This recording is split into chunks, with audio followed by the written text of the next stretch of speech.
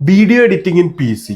ഒരുപാട് പേര് എനിക്ക് മെസ്സേജ് ചോദിച്ചിരുന്നു ഇൻസ്റ്റാഗ്രാമിലൊക്കെ. അതായത് പി സിയിൽ വീഡിയോ എഡിറ്റിംഗ് പഠിക്കാനായിട്ട് എളുപ്പമുള്ള സോഫ്റ്റ്വെയർ ഏതാണെന്നൊക്കെ ചോദിച്ചുകൊണ്ട് പി സിയിൽ പ്രൊഫഷണലായിട്ട് നമുക്ക് ചെയ്യാനായിട്ട് ഇപ്പോൾ ആഫ്റ്റർ എഫക്റ്റ് ഉണ്ട്, അതുപോലെ തന്നെ പ്രീമിയർ പ്രോ ഉണ്ട്, അതുപോലത്തെ സോഫ്റ്റ്വെയർസ് ഒക്കെ ഡാവിഞ്ചി അങ്ങനെയുള്ള സോഫ്റ്റ്വെയർസ് ഒക്കെയാണ് പ്രൊഫഷണലായിട്ട് നമ്മൾ എഡിറ്റ് ചെയ്യുമ്പോൾ യൂസ് ചെയ്യണത്.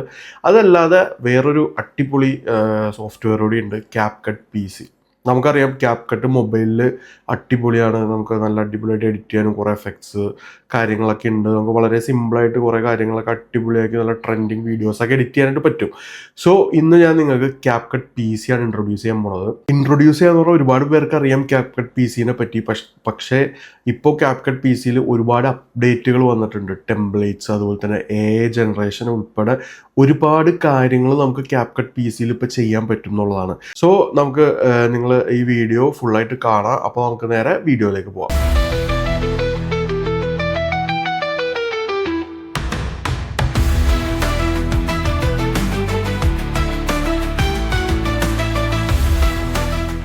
So latest cap cut P C open ചെയ്യുമ്പോൾ ഇങ്ങനെ ഒരു ഇന്റർഫേസ് ആണ് വരുന്നത്. ഇത് നമുക്കിപ്പോൾ നോക്കിക്കഴിഞ്ഞാൽ പണ്ടത്തെ ക്യാപ് കട്ട് പോലെയല്ല. ക്യാപ് കട്ട് പി സി മുമ്പൊക്കെ ഉപയോഗിച്ചവർക്ക് മനസ്സിലാവും ഇതുപോലെയല്ല ശരിക്കും. ഓക്കെ, അപ്പോൾ ഇതിൽ മുകളിൽ ക്രിയേറ്റ് പ്രൊജക്ട്, അതായത് നമുക്കൊരു പുതിയ പ്രൊജക്ട് ക്രിയേറ്റ് ചെയ്യാനുള്ള ഒരു ഓപ്ഷനാണ് അത്. പിന്നെ അതിന്റെ താഴെ വീഡിയോ മേക്കർ, ഇത് പുതിയതായിട്ട് വന്ന ഒരു ഓപ്ഷനാണ്. പിന്നെ റെക്കോർഡ് സ്ക്രീൻ, നമുക്ക് നമ്മുടെ സ്ക്രീൻ റെക്കോർഡ് ചെയ്യാൻ ഓപ്ഷനും ക്യാപ് കട്ടിൽ ഇപ്പൊ നമുക്ക് കിട്ടും. അതായത് നമുക്ക് സ്ക്രീൻ റെക്കോർഡ് ചെയ്യാൻ നമുക്ക് എക്സ്റ്റേണൽ ആയിട്ട് വേറൊരു ആപ്ലിക്കേഷന്റെ ആവശ്യമില്ല. നമുക്ക് ക്യാപ് കട്ട് വെച്ച് തന്നെ നമുക്ക് സ്ക്രീൻ റെക്കോർഡും കാര്യങ്ങളൊക്കെ ചെയ്യാവുന്നതാണ്. പിന്നെ അതിന്റെ താഴെ മോർ ടൂൾസിൽ ലോങ് വീഡിയോ ടു ഷോർട്ട് എന്ന് പറഞ്ഞിട്ടൊരു ഓപ്ഷൻ ഉണ്ട്. അതും വെച്ച് ചെയ്യുന്നതാണ്. അതുപോലെ തന്നെ വീഡിയോ ജനറേറ്റ് ചെയ്യാനുള്ളത്, ഇമേജ് ജനറേറ്റ് ചെയ്യാനുള്ളത്, വീഡിയോ ട്രാൻസ്ലേറ്റർ, അതുപോലെ തന്നെ dialogue scenes, fashion model, text to speech, അങ്ങനെ ഒരുപാട് ഫ്യൂച്ചേഴ്സ് ആണ് ഈ മോർ ടൂൾസിൽ കൊടുത്തേക്കുന്നത്. പിന്നെ അതിന്റെ താഴെ നമ്മൾ ചെയ്ത പ്രൊജക്റ്റുകളും കാര്യങ്ങളൊക്കെ കാണാൻ പറ്റും. ലെഫ്റ്റിലേക്ക് നോക്കുകയാണെങ്കിൽ ഇവിടെ ഹോം, അതുപോലെ തന്നെ ടെംപ്ലേറ്റ്സ്. ഹോമിലാണ് നമ്മൾ ഈ കാര്യങ്ങളൊക്കെ കാണുന്നത്. അതുപോലെ തന്നെ ടെംപ്ലേറ്റ്സ് എടുത്തു കഴിഞ്ഞാൽ ടെംപ്ലേറ്റ്സിൽ നമുക്ക് ഇഷ്ടം പോലെ നമ്മുടെ ക്യാപ് കട്ട് മൊബൈലിലൊക്കെ ഉണ്ടായ ടെംപ്ലേറ്റ്സ് ഒക്കെ ഇല്ലേ, ആ സെയിം സാധനങ്ങൾ ഇഷ്ടം പോലെ ഇതിലുണ്ട്. നമുക്കിത് ഓരോന്ന് യൂസ് ചെയ്യാം. നമുക്ക് ജസ്റ്റ് ഇത് എടുത്തിട്ട് നമ്മുടെ വീഡിയോസ് ഒക്കെ ആഡ് ചെയ്ത് നമുക്ക് ചെയ്യാവുന്നതാണ്. പിന്നെ അതിന്റെ താഴെയുള്ള സ്പേസസ് എന്ന് പറഞ്ഞ ഓപ്ഷനാണ്. ഇത് നമ്മുടെ ഈ ക്ലൗഡ് പോലെയാണ്. അതായത് നമുക്ക് ഐക്ലൗഡ് ഒക്കെ പോലെ നമുക്ക് നമ്മുടെ ഇത് സ്റ്റോർ ചെയ്യാം. നമുക്ക് ഇതിൽ ഇപ്പൊ 1024 GB നമുക്കുണ്ട്. സോ നമുക്ക് അത് മൊത്തം നമുക്ക് യൂസ് ആക്കാം. അതിനുള്ള ഒരു സ്പേസ് ആണ് ഈ സ്പേസസ് എന്ന് പറയുന്നത്. പക്ഷെ ഇത് ഓൺലൈനിലല്ലായിരിക്കും പോണത്. ലൈക്ക് ഇതെല്ലാം വരുന്നത് നമ്മുടെ സിസ്റ്റത്തിൽ ക്യാപ് കട്ടിന്റെ പേരിൽ സ്പേസ് ഇങ്ങനെ കുറഞ്ഞുകൊണ്ടിരിക്കും, സ്റ്റോറേജ് ഇങ്ങനെ പോയിക്കൊണ്ടിരിക്കും. സോ അങ്ങനെ ഒരു ഓപ്ഷനാണ് ഈ സ്പേസസ് എന്ന് പറയുന്നത്. അതുപോലെ തന്നെ ഡിസൈൻ എന്ന് പറഞ്ഞ ഓപ്ഷൻ ഉണ്ട്. ഡിസൈൻ എന്ന് പറഞ്ഞാൽ ഇതിലേക്ക് നമുക്ക് ഇമേജ് ഒക്കെ ജനറേറ്റ് ചെയ്യാനുള്ള ഒരു ഓപ്ഷനാണ്. ഇതിലേക്കൊക്കെ നമുക്ക് പിന്നെ പോവാം. അതുപോലെ തന്നെ മാർക്കറ്റിംഗ് ടൂൾസ്, അങ്ങനെ കുറെ കാര്യങ്ങളൊക്കെ ഉണ്ട്. അപ്പൊ അതൊക്കെ എന്താണെന്നുള്ളത് നമുക്ക് വഴിയെ പഠിക്കാം. സോ നമുക്കിനി ഇതിൻ്റെ ഉള്ളിലെ ടൈം ലൈനിൽ എന്തൊക്കെ ടൂൾസ് ഉണ്ടെന്നുള്ളത് നോക്കാം. അപ്പൊ അതിനായിട്ട് നമ്മൾ ക്രിയേറ്റ് പ്രൊജക്ട് എടുക്കുക. അപ്പോൾ ഓട്ടോമാറ്റിക് നമ്മുടെ ടൈം ലൈനും കാര്യങ്ങളൊക്കെ കൂടെ ഓപ്പൺ ആവും. സോ ഇതാണ് ടൈം ലൈൻ, ഇതാണ് നമ്മുടെ എഡിറ്റിംഗ് ഇന്റർഫേസ് എന്ന് പറയുന്നത്.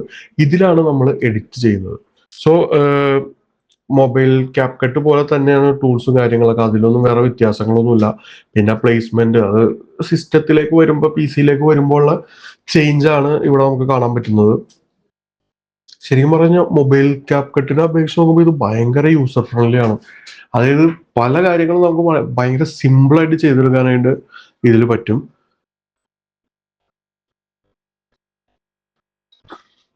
സോ ഇതിൽ ഫസ്റ്റ് ഓപ്ഷനാണ് മീഡിയ എന്ന് പറഞ്ഞ ഓപ്ഷൻ. മീഡിയയിൽ നോക്കിക്കഴിഞ്ഞാൽ മീഡിയയുടെ താഴെ നമുക്ക് import, viewers, media, spaces, library, Dreamina, ഇങ്ങനെ ഓപ്ഷൻസ് നമുക്ക് കാണാൻ പറ്റും.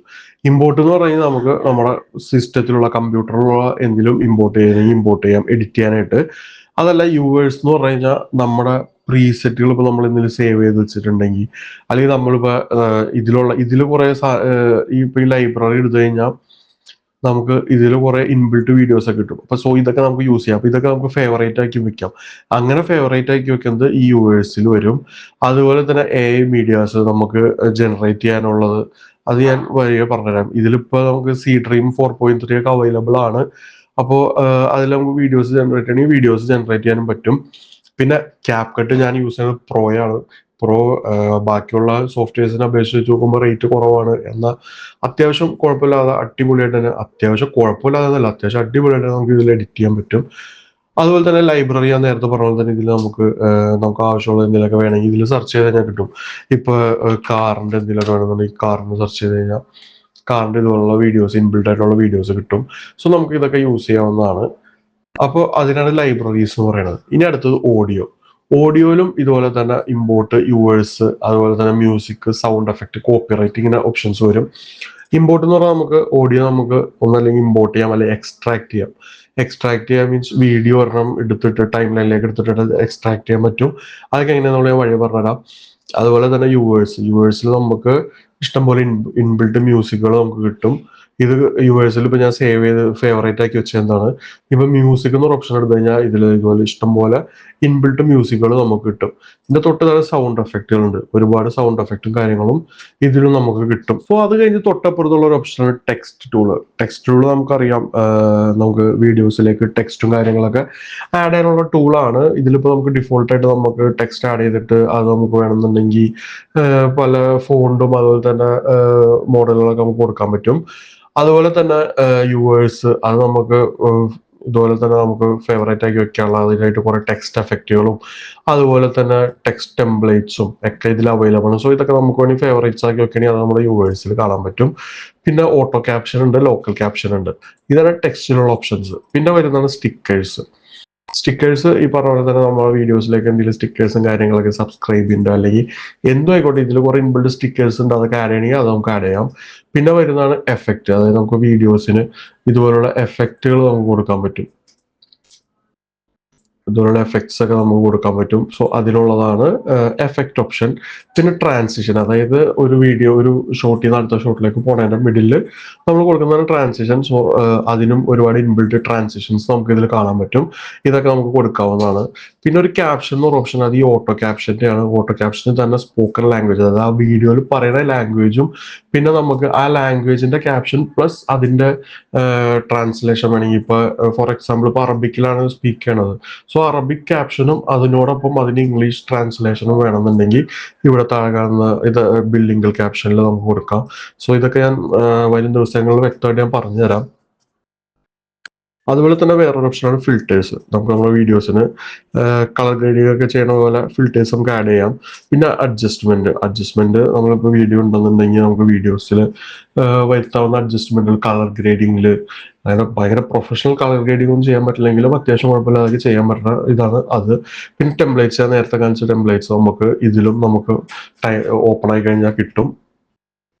പിന്നെ അവതാറും ഈ പറഞ്ഞ പോലെ തന്നെ നമുക്ക് വീഡിയോസും ഫോട്ടോസൊക്കെ ജനറേറ്റ് ചെയ്യാനും അതുപോലെ തന്നെ ഇതുപോലുള്ള ഓരോ അവതാർസ് വെച്ചിട്ട് നമുക്ക് നമ്മുടെ വീഡിയോ ഡയലോഗും കാര്യങ്ങളൊക്കെ കയറ്റി അങ്ങനെയൊക്കെ ചെയ്യാൻ പറ്റിയ ഫീച്ചറാണ് അവതാർ എന്ന് പറഞ്ഞാൽ. സോ അതൊക്കെയാണ് മെയിൻ ഫീച്ചേഴ്സ് എന്ന് പറയുന്നത്. അതുപോലെ തന്നെ